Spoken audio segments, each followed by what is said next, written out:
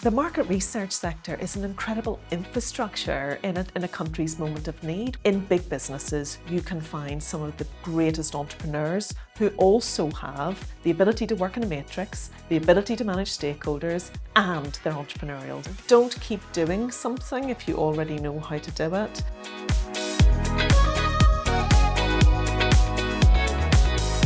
Welcome to the Early Insights podcast, an opportunity to understand what it takes to build a career in data, research and insights from those who have done it best. I'm your host, Lewis Reeves, founder and CEO at Walla. And today we have an incredible guest, arguably one of the most influential people in the UK market research scene, Kelly Beaver MBE, the CEO of Ipsos UK and Ireland. A big welcome, Kelly. Thank you very much for joining us. Thanks, Lewis. Great to be here. Kelly, everything I've ever put into building this podcast and trying to really shine a light on what talent can achieve and attract people to this industry, I feel like we're at a real high point having you on the podcast, given the influence that you have. And, we were working out, we were discussing before this, that roughly perhaps 1 in 50 to 1 in 30 people working at research agencies work at Ipsos in the UK. So you have an incredible influence over a lot of different careers in this industry. We are very blessed. We do have a very talented workforce across the UK and Ireland, and around 2,000 people work at Ipsos UK and Ireland. Fantastic. Well, I can't wait to learn all about those different roles and skill sets required. But to begin with, I'm really interested in your career. And as I understand, you weren't always destined to be a market researcher. So maybe we can go back to your university career. So what did you study? And at that point in time, what were you thinking about? So I studied economics, but I also studied sociology. So a bit of an interesting blend with the more hardcore economics, mathematical, accounting parts of the degree, but also sociology, where you do get more into the study of people. And of course, social research methods was a part of my overall degree programme.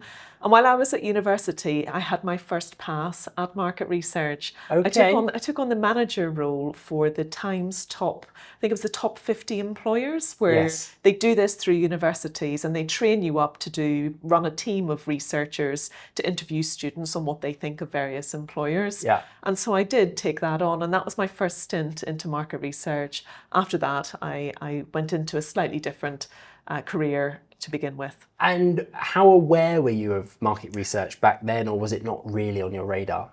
It wasn't on my radar as a core industry. I had thought about accounting, I'd thought about law, and I'd ended up studying economics because that's what I enjoyed doing my A-levels in, and it felt very close to real world. Yeah. I could really see how the sort of the theory of the firm, which was one of the modules, and how you run businesses and microeconomics could impact on day-to-day life. Yeah. And so I was interested by that.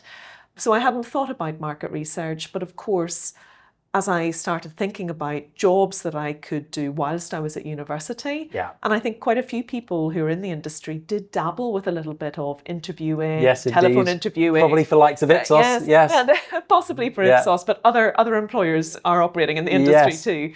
And so I got a bit of exposure to it and I really enjoyed it. Fantastic. I really enjoyed, again, the proximity to how people think, how they feel, and exploring what their perceptions were at that particular time of the different employers in the market. Interesting. And so coming out of university, tell us about the career you initially embarked on.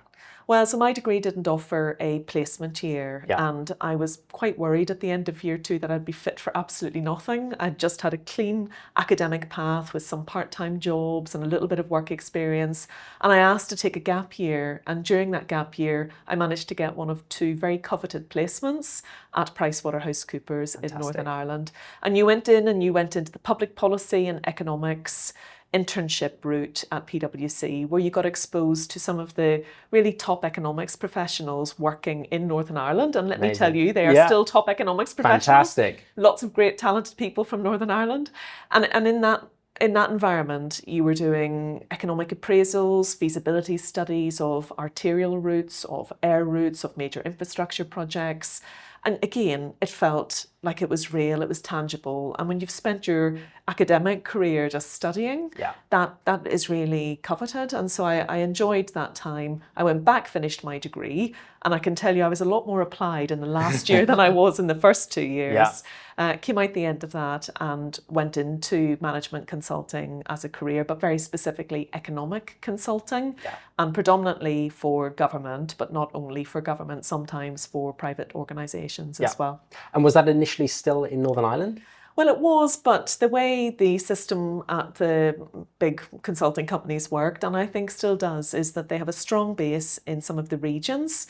But the regional staff do spend quite a bit of time commuting. So I would have been on the Red Eye, which was the early morning flight out of Belfast and into London to work with clients like the Department for Education and DWP at that time. I was evaluating lots of big schools programmes, so travelling around the UK, going into schools and hospitals, academies, building schools for the future. Were those programmes working? Were the children's attainment levels improving? What about their well-being and their experiences? And similarly into hospitals, auditing different government interventions there as well. Fascinating. So it was an interesting but varied start to a career. But mostly it just gives you professional skills, how to operate in a work environment that is very top of its game in terms of professional expectations. How do you engage in a client meeting? How do you work with colleagues? How do you make sure that you build stakeholder relationships, not just at the top of the organisation, but in the print room? Because I can tell you, when you have a proposal to get out the door, you need to be very close friends with the people in the print room. And in that time, we faxed proposals to clients and we printed multiple copies, and then we couriered them on a little bike. So it was very different than what we're doing today. But it also sounds like it gave you a great exposure of different workplaces. You know, your time out with clients, particularly on the government side. Really fascinating start. And so just to jump into a personal question, when did you make the move from Northern Ireland to London, and what was the rationale behind it? Well, so I met a boy. Okay. So as so often happens, personal and professional blend, and sometimes they do this and it creates wonderful opportunity. I was working for PwC, my colleague, now my husband of 16 years, was also working for PricewaterhouseCoopers as an economist. He was in the Edinburgh office, I was in the Belfast office. We both were regularly commuting into London. But I also had done a period of time at PwC. I'd made manager at that stage, and I thought, actually, maybe it's time for me to move to London rather than commute to London every week. And there are some brilliant job opportunities in London too.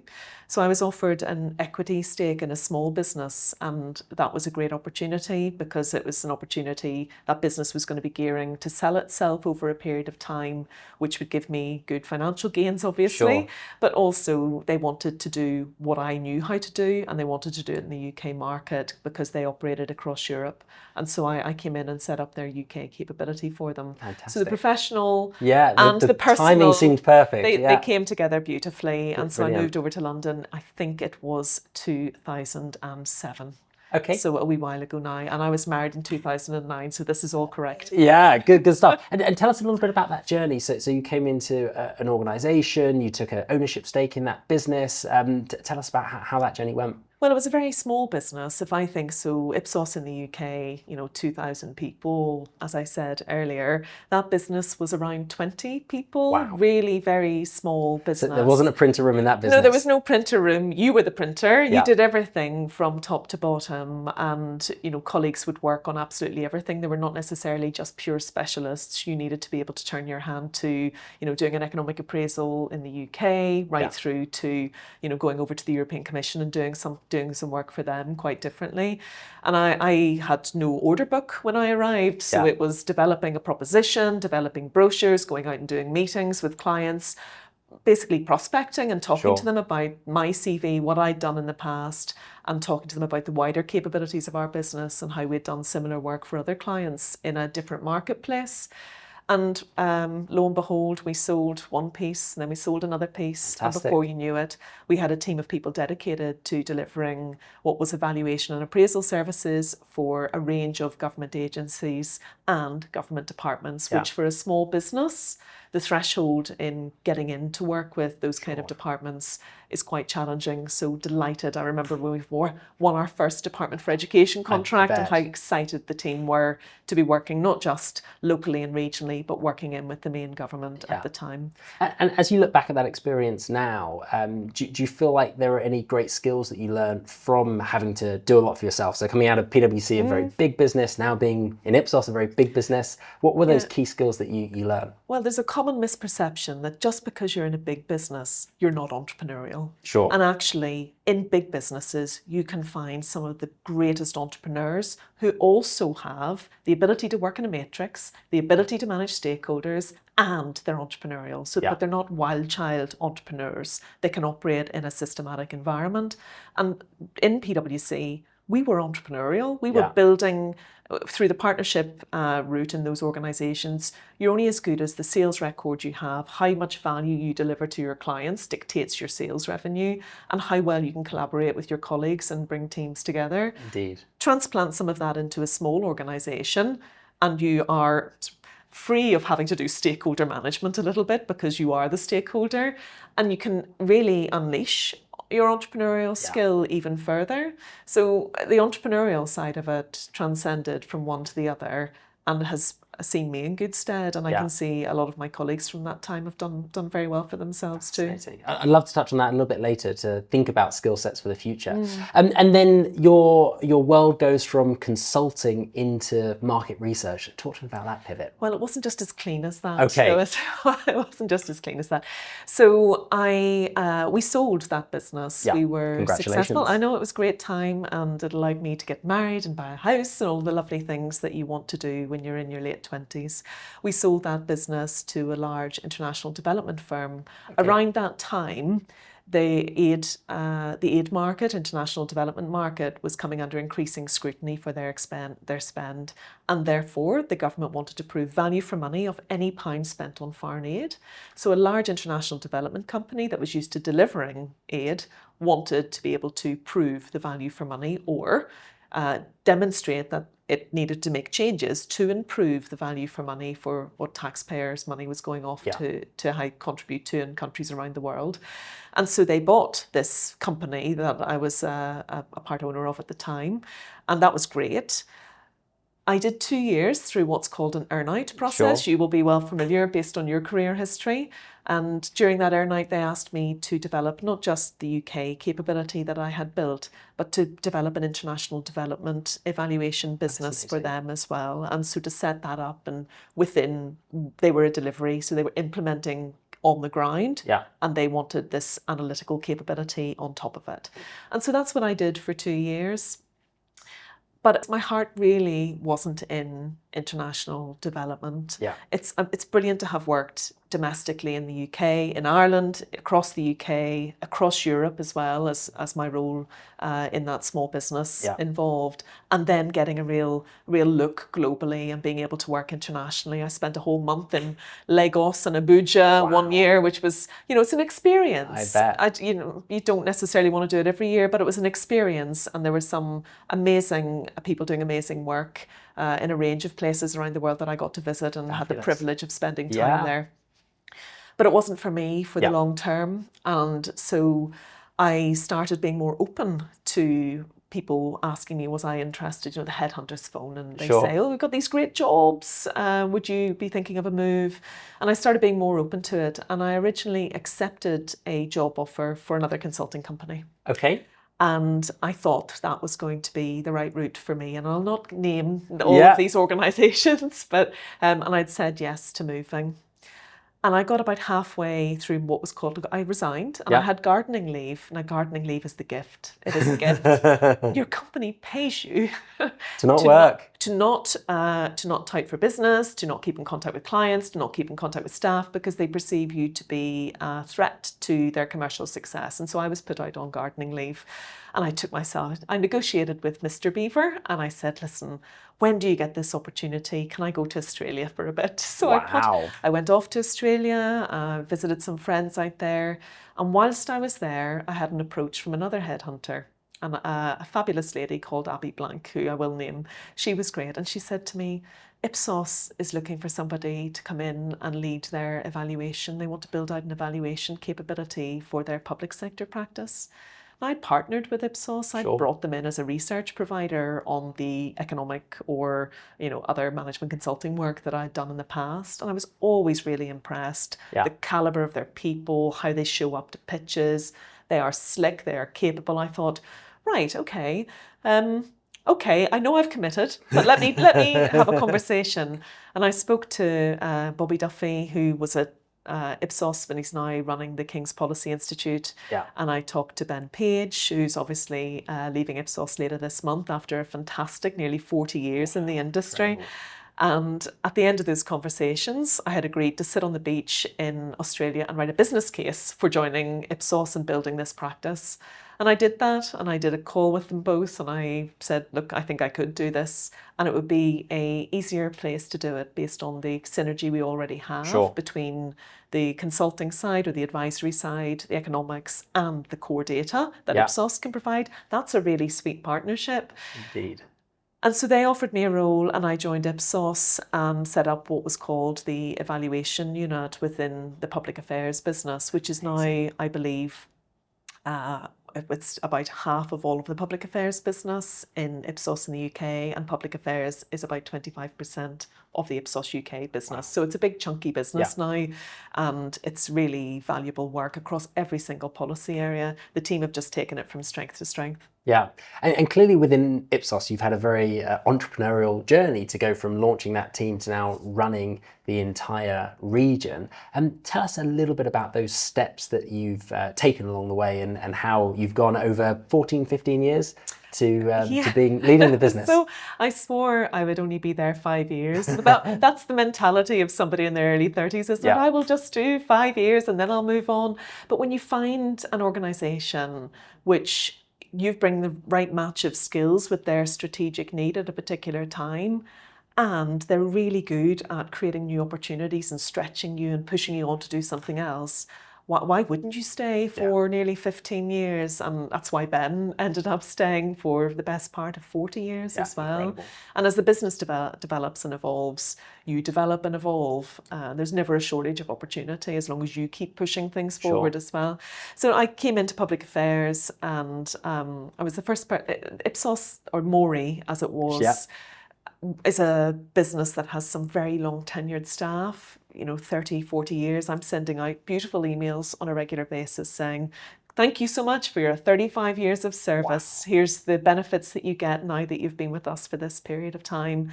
The talent and the depth of knowledge and the historical knowledge, the heritage in the business is incredible. But when I joined, I was the first newbie to be on the management team in the public sector division. It had all been long-standing employees of the business of Mori at the time. And so that was quite intimidating. I bet. And the only non-researcher as well from a discipline, though I used research a lot, but I hadn't been brought up in the Mori guys in the history as well. And so after a period of time and building out the evaluation function, I became the deputy managing director of the public affairs business. So that today is about 350, 400 people today. I think back then we were maybe about 200 from memory. So it's been a great growth business for us over the years. And because we had managed to diversify the business, and I had a different type of skill set that helps you manage and run businesses and to think about how you diversify for the future and keep businesses profitable and growing, I took on the deputy role to Bobby at the time. Indeed. And when Bobby decided to leave, and I have to be honest, timing in your career, there's hard work, there's luck, and there's timing. And when Bobby decided to move on and he got that fabulous role at King's, which fit with his career desires and aspirations, I was asked to take on ready and in the wings, role. Yeah, well, so it was a great opportunity for me because it's a great grounding in a business that is full of a very strong senior leadership team, top of its game, best in class in its industry, like undeniably best in class. And you get to lead this phenomenal team of people. Incredible. So it was amazing. And I did that for a few years, actually during the pandemic, before the pandemic for a few years, and then through the pandemic as well. And we did amazing work. Some of the most stimulating and value-adding pieces we delivered during that time, from the work for the Duchess of Cambridge, helping her get a proper perception study running on how people perceive the early years, because people don't realise that the early years of children's life is actually with most opportunity for development, and so we did a fabulous piece with her. And then after that, it was Duchess of Cambridge, now Princess of Wales, sorry, yes, get it right, upgrade the title. And then the other piece, which was for the COVID surveillance work that we did as well as a company, and that was a huge company effort where we turned our call centres from outbound to inbound, where we dealt with 150,000 swab tests on a given week. With every day stuff was going off to labs, we were reporting. It was huge volumes.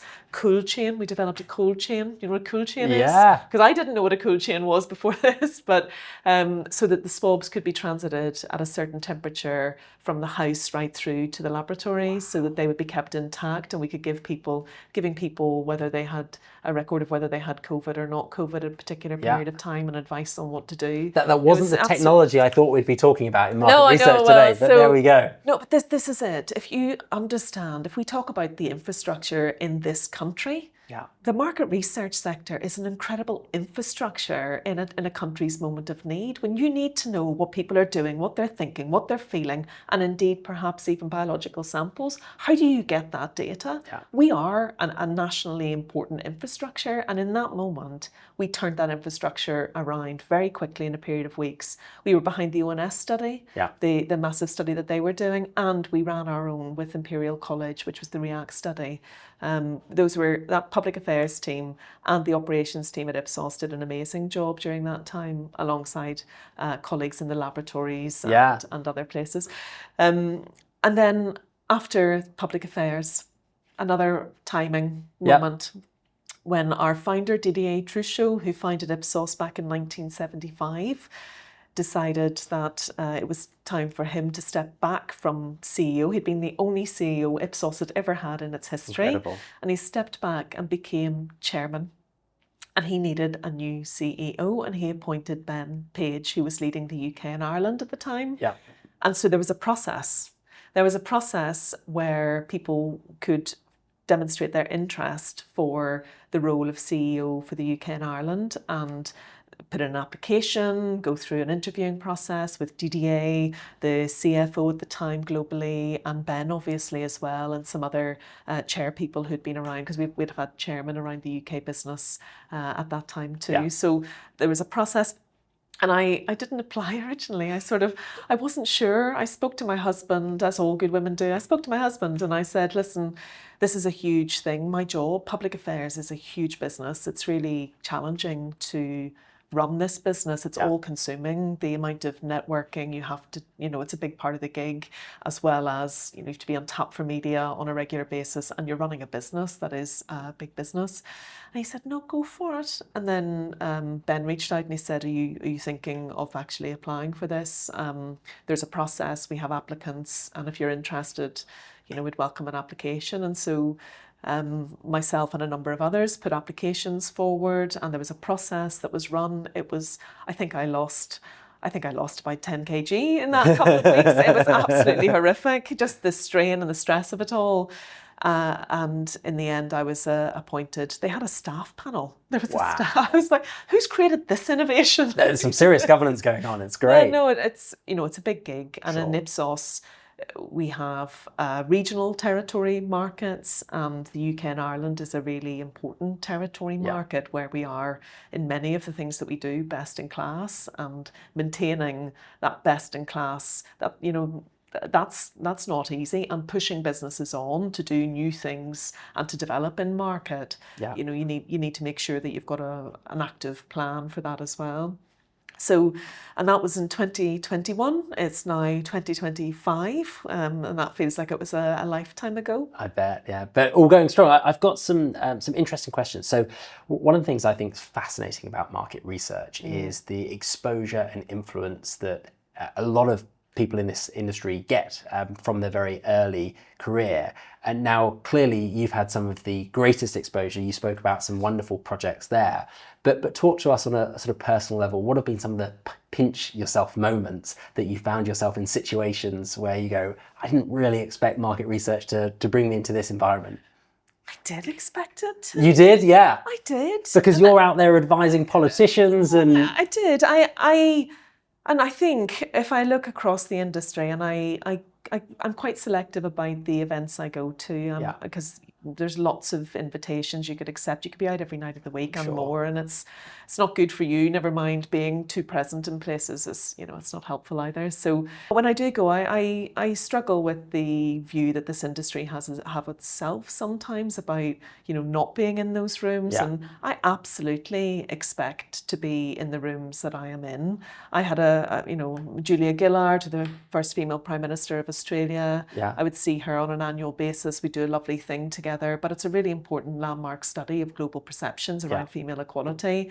I absolutely expect the Princess of Wales to phone Ipsos and say, excuse me, can you field your most senior person to run this programme for me because it's really critical? I absolutely expect that. And I think that's absolutely the attitude that we need at market research. Well, we could do with a bit more of it. Indeed. What we have to offer is critical for organisations. We need to get better at bringing the information faster and in a format that people can engage with, and to come out of ourselves a little bit and put ourselves in their shoes for how they want to consume that information. But we have absolute gold, and so it's not a surprise. And Kelly, the last, hopefully a little bit of a fun question before we move on to talking about talent. Talk to me about the feeling after you publish the exit poll. Is there any nerves, or have you got 100% confidence in the incredible work that you guys have done? So it's not just us. There is a massive academic team, or a small academic team, but with massive influence that sit behind that. Obviously, John Curtis and Will Jennings and co. They are doing all of the formulaic work that sits behind that. Even as the CEO of Ipsos in the UK, I do not get to see any of these results. So during the election, the most recent election, I was sitting in Bloomberg. So I was doing Bloomberg and then BBC over the course of a few hours. And I was sitting in Bloomberg, and because they don't have it's BBC and ITV who do the poll, so they get to show it on screen. Bloomberg can't show it. But to be honest, our pre-poll, the poll that we do a prediction poll the night before people go to place their vote. And that one had a very strong reform signal coming through, and the team were up talking to me during the day. The reform signal is very strong. We still have so many interviews left to do. I said, well, come back to me, but also phone that high proportion. There was a small, it was a minority, but it was a significant minority who told us that they weren't going to tell us the answer, how they were going to vote. And that group of people, I wanted to know who they were. I wanted us phoning them back. I wanted to understand their demographics so that we could see if there was something there that we were missing. And so when we published our prediction poll, we put very clearly the proportion of people who told us that they wouldn't tell us, so that it was very clear what the proportion of what we were actually showing was talking to. And you have to be really transparent in how you present your results. But the exit poll is a big moment. Our team are locked away in a tiny room. I don't have access to that. There's one telephone. It goes straight to John Curtis and his team. That line is, impenetrable. They're behind a keypad door.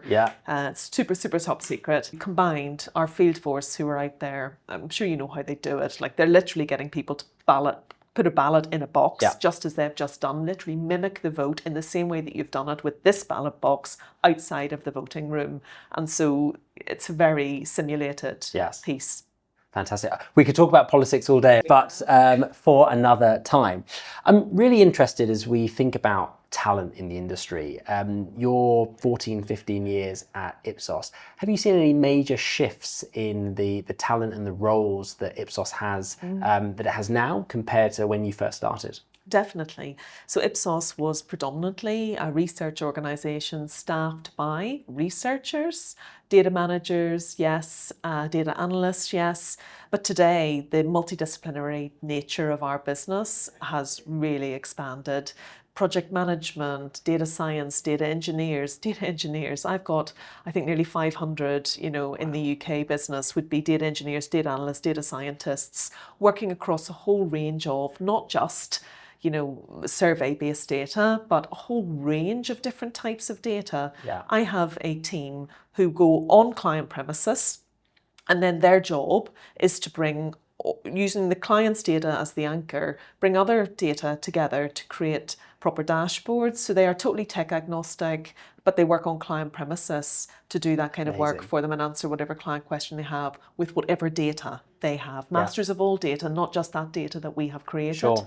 And we've teams who work on understanding what people do online. We've got tiny chips that are in every single media consumption device in over 15,000 households in the country, and that's representative, and it allows us to know what people are viewing, what they're listening to, what they're doing with their digital devices at a national basis. That kind of capability did not exist 15 years ago. Indeed.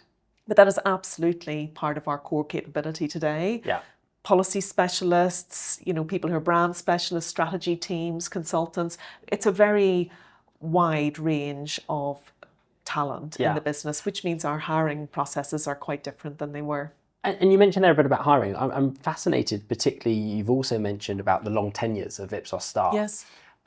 Has there been an effort to be able to develop the talent with the new skill sets required to solve the challenges of the modern day? Excellent question. This is like top of my agenda. So we have what's called the Ipsos Academy, which is a proper learning and development capability within the UK business. We've had the Academy for, I'm going to say, maybe 20 years. But what it does has changed over that time. We've partnerships with major academic institutes like Cranfield and LSE and others, and King's, of course, our good friends at King's. And that helps us to shape our executive leadership programs. But for project managers, graduates, and then specialist streams, again, we have different partnerships in place for them.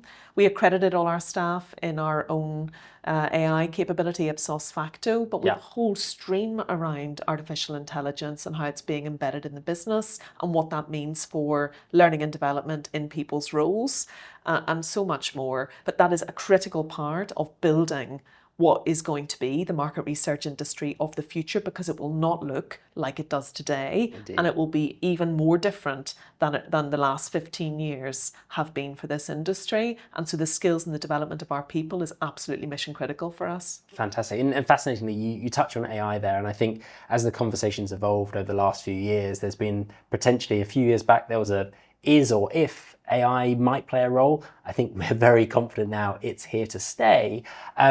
But I think that it evolves with our industry. What do you see some of the positive benefits of AI on a business like Ipsos? There are many, actually, and we've already seen some of these start to transpire. So productivity levels for specific tasks and roles within the business, and that is allowing people now to do slightly different things with their working day, spend more time interpreting, storytelling, working closely with clients as a stakeholder and an advisor, rather than processing volumes and volumes of data. Sure. And that's been really great. But also the product development side of it. If you think about the different sort of streams of our industry, from the platform-based businesses to the very custom research businesses, and then those that are more sort of product-based and everybody in between, the ability to develop AI-generated and powered tools that are productized for our industry is absolutely phenomenal. And in no time whatsoever. Absolutely. Now, the key is it's only as good as the data you're feeding into it. Yes. And so one of my absolute musts is, whilst we develop the track to help people improve their ability to utilize the AI as it comes through, because this is just a constant flow of developments and improvements, we also need to make sure we do not forget to keep going with the core research skills, because it's only with those that you will be able to make sure that you're not getting invalid information. Indeed. Or information that is full of discrepancies and issues, but you've got proper researchers who understand what good looks like, working with those tools and making sure we don't lean and pivot too heavily, but we're getting the balance between these two things over the next few years. Yeah. So a great grounding in market research skills with the ability to lean in and really leverage the great benefits of these new technologies. Yes, very much so. And so, as I said to you, long tenures at Ipsos, but we also have a very healthy and vibrant, incoming graduate pool. But the long tenured staff, their expertise and experience of running massive programs like the React program, where the skills required were the top end of the research scale. Also massive audience measurement programs. What do people listen to in the radio? You know, all of that work again, top end research skills, they are able to teach. And we use some of our own people to teach through the Ipsos Academy because they are the ones who've got the real life practice as well, of course, of the more academic teaching too. Fantastic. Kelly, before we finish off with some quick fire questions, I must ask you, tell us the story about your MBE. Okay, well, I was blessed with a fabulous gift from, it was the Queen's final birthday honours, actually. I got a phone call while I was out with my management board for dinner from somebody at the nominations committee saying, you haven't responded. And I was like, to what? And they explained to me that I must have received a letter via email telling me about it because they check whether you're willing to accept it before they promote it in the honours list. And I was overwhelmed, but this was a recognition of the amazing work that the Ipsos team had done during the time of the pandemic. They give it to one individual for services to academia, research and the COVID response was the exact title. But there was an entire team of people, and there often is, behind each one of the awards that are given out during these honours. So it was I think it was a fabulous thing for the business and for the teams and recognition. I've mentioned this to Jane already, but we didn't win the MRS award that year. I was furious. I got an MBE for it, but you don't get the MRS award. Jane, it's rigged. Shows how high the standards are. yeah, maybe. But that was a great moment for the business and a really, really nice thing, obviously, for me personally. In the end, Princess Anne, who is lovely, give the MBE in Windsor Castle. I took my daughter, my husband, my mum and my dad. They let me bring an extra one. Nice. What an amazing thing. So to finish off with some quick fire questions, a simple career hack that you would pass on that you do, anything spring to mind? Yes, I guess don't keep doing something if you already know how to do it.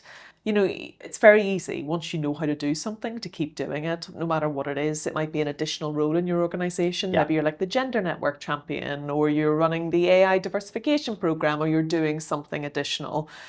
Stop it. If you know how to do it, find somebody else to take it over and then move on and keep developing your skills and come up with something, add another string to your bow, because people would leave you doing something because you know how to do it and you're a safe pair of hands with it. So it's interesting. We had the phrase in the early days that, well, you have to make yourself redundant constantly. And you made it a lot more elegant than that. I'm not sure. That sounds very nice. Your best work-life hack. How do you keep the balance? Because you're busy, you could be out every single night, but you also share wonderful events with your family, getting MPEs. How do you keep it all together? So I find that the early hours in the morning are really quite precious. It's a bit of time for yourself, and you can prioritise a couple of things that you want to achieve in a given week, or indeed just take some time for yourself and your own well-being. The hours between 5:30 and 7 are my time, and I spend that time exercising, but I also spend it thinking a little bit about what are the top priorities for me this week, because it's very easy in any role, and particularly in a chief executive role, to find everybody else's priorities get pushed on you and can very quickly become your priorities. You have to set the tone, you have to set the direction, and so being uber clear and taking that time, I find really helpful. Fascinating. By the way, I'm very similar. We were just having I'm a 4 o'clock starter. So 4 o'clock, goodness me, that's brave. I got quite a commute, so about an hour and a bit. So I like to be in the office for just before 6. That is impressive. Yes. Impressive or exhausting? You don't look exhausted, you look all right. It works for me. I get my 8 hours sleep every night, and I'm very strict on that. So go to bed early. If my daughter is staying at home, she's to bed way later than me. It's not the same for me. So a top tip for someone starting their career today? I would say don't underestimate the power of networking early in your career. You might think that you don't have anything useful to say, or you're too junior, or you couldn't possibly approach somebody. That is definitely not the case. And you can network with people who are, if you're in an agency, you can network with staff who are client side but the same level as you, or indeed even invite your more senior client out for a drink. They will be interested in your perspective. And don't forget to network with people who are perhaps operating and helping with some of the support services in the organisations that you work in too, because they get stuff done, they make things happen, and you will help them in the same way they can help you. Yeah. It's all about adding value. Absolutely fascinating. Almost every person we've had on this podcast has spoken about thing. networking. And I think in a world where there's so much technology and it would be so easy to say, be the foremost expert in AI, building relationships with other human beings is by far the most important. Yes, and face-to-face is best. Indeed. Yeah, don't sit in your house behind your computer and think that you're going to build fabulous relationships. That happens face-to-face. We don't still do lots of family communications online, do we? No, we don't. Last but not least, Kelly, if you were not in the wonderful world of market research, what would you be doing? I think I would quite like to be a bit of an investor in small businesses. Okay. I really enjoy. One of the things I did when I was in PricewaterhouseCoopers, I worked through the Prince's Trust to mentor people from small businesses, and I find that incredibly rewarding.